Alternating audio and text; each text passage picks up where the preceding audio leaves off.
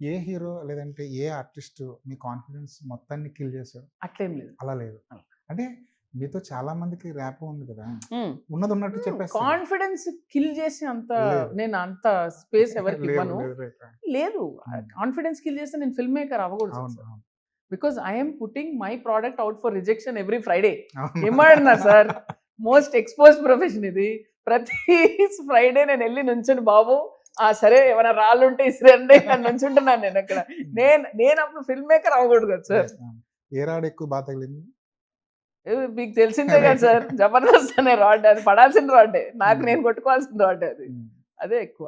కానీ చాలా మిమ్మల్ని బాగా వెనక్కలాగినట్టుంది కదా సినిమా. అంటే ఇట్లా వెళ్ళి టప్మని ఎక్కడ పడ్డాం, మళ్ళీ స్టార్టింగే. కళ్యాణ వైభవమే వాజ్ అగైన్ రీస్టార్ట్, అంతే. మంచిదే కదా సార్, కెరియర్ బిగినింగ్ లోనే జరగటం. మంచి మట్టుకాయ పడింది అక్కడ.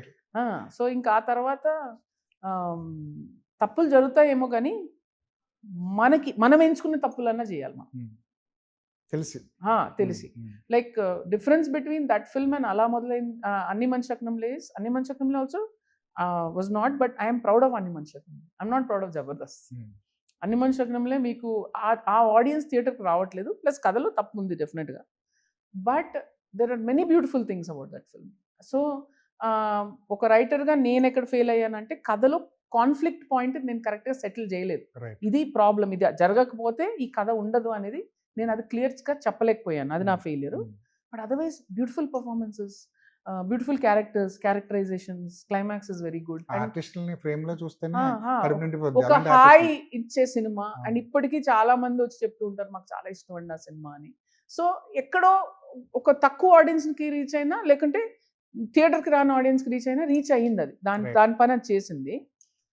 So it's film that I'm proud of. So yeah, దెబ్బలు తగులుతూ ఉంటాయి, మనం ఏదో ఒకటి నేర్చుకుంటూ ఉంటాం. మీరు ఇందాక ఈ ఆన్సర్ చెప్పేటప్పుడు మాట చెప్పారు, ఆ ఆడియన్స్ థియేటర్ రావట్లేదు అన్నది. నిజంగా చాలా పెద్ద స్టేట్మెంట్ అది. అవును సార్. యాక్చువల్లీ ఆడియన్స్ థియేటర్ రావట్లేదు అంటే అలాంటి కథ మనం చెప్పలేం కదా. లేదు సార్, అలాంటి కథని వాళ్లకు ఎక్సైట్ అయ్యే పాయింట్లో చెప్పాలి. రైట్, అంతే. నేను అంత ఎక్సైటింగ్ వేలో చెప్పలేదు ఆ కథని, కరెక్ట్గా చెప్పలేదు వాళ్ళకి. సో వాళ్ళకి ఎక్సైట్మెంట్ క్రియేట్ చేసే వేలో చెప్పాలి, అదే ఈ ప్రయత్నం సార్.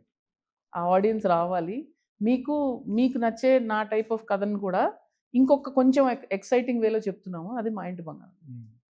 ఇప్పుడు ఒకవేళ అన్ని మంచి శకనంలో స్క్రిప్ట్ మళ్ళీ ఇచ్చుంటే మీరు దాన్ని ఇంకో రకంగా తీస్తారేమో. 100% సార్. ముందు కాన్ఫ్లిక్ట్ పాయింట్ ఏంటి, ఇప్పుడు వీళ్ళు పేరెంట్స్ బ్యాడ్ వాళ్ళు కాదు, వాళ్ళు బ్యాడ్ వాళ్ళు కాదు, ఇప్పుడు పిల్లలు మారకపోతే ఏంటి, ఇప్పుడు ఈ కథ ఈ ఆన్సరే రాలేదండి, వాళ్ళ అబ్బాయి అక్కడే ఉంటాడు, ఈ అమ్మాయి ఇక్కడే ఉంటుంది, ఇప్పుడు ఏంటి ప్రాబ్లం కథలో? ఏం లేదు, ఎవరెవరిని టార్చర్ పెట్టలేదు కదా. సో అది జరగనందుకు ఒక చాలా బ్యాడ్ విషయం జరగాలి, అయ్యో ఇది జరిగితే బాగుండు, హీరోయిన్ కలిసిపోతే బాగుండు, ఏదో ఒకటి, ఒక ఫోకస్ కరెక్ట్గా అక్కడ ఉండింటే it would have hit home that story. ఎంత చేసేది హిట్ అయ్యేదా, అది కాకపోతే ఆ కథలోని లోపం ఉండేది కాదు, కథ తప్పు జరిగేది కాదు. అదొక్కటి మేము మేబీ ఎక్కువ రోజులు దాంతో ట్రావెల్ అవ్వడం వల్ల ఏంటో ఎక్కువ ప్రేమ పెంచుకోవడం, క్యారెక్టర్స్ మీద ఎక్కువ ప్రేమ పెంచుకోవడం. నాకు ఫ్రెండ్ చెప్పారు, మీరు క్యారెక్టర్స్ మీద ఎంత వర్క్ చేశారు, ఒక్కొక్కరిది అంత డీటెయిల్డ్గా ఉంటుంది, ఎక్స్పోజిషన్ ఎక్కువైపోయింది, కథలో కాన్ఫ్లిక్ట్ తక్కువైందని. తక్కువ ఇట్లా వెలిగింది అసలు. కాకపోతే లేట్ సినిమా బయటకు వచ్చేసిన తర్వాత అది స్క్రిప్ట్ దశలోనే చేసుకోవాల్సిన విషయం.